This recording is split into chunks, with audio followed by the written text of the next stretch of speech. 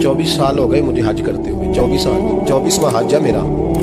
और हर साल कोई अल्लाह का वली आके बताता है कि जा चला जा, तेरा कोई नहीं कबूल होगा। बेपरवाही वेख सज्जन दी, जिथे किसे दी पेश ना जावे, उन्हें ताजा माले दर दर रोले ते मंगते तख्त बिठावे।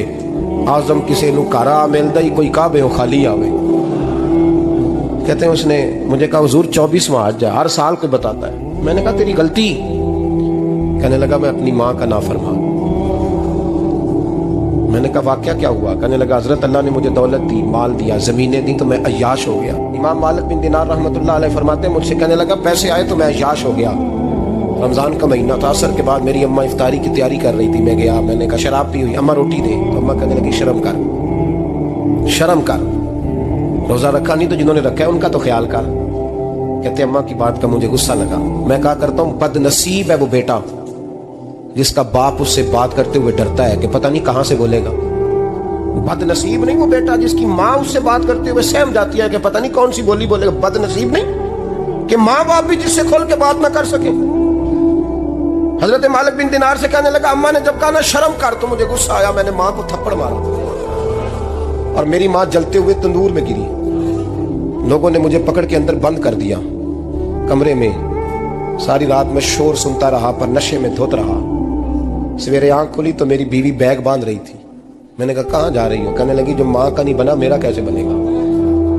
वो मैंने कहा मेरी अम्मा का वो तो लोगों ने रात को ही दफन कर दी जनाजा पढ़ के।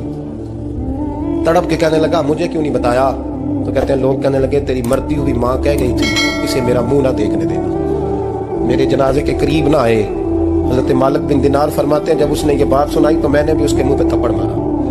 मैंने कहा तो इसी काबिल है। कहते हैं वो रोने लगा, हुजूर दुआ करे अल्लाह मुझसे राजी हो जाए।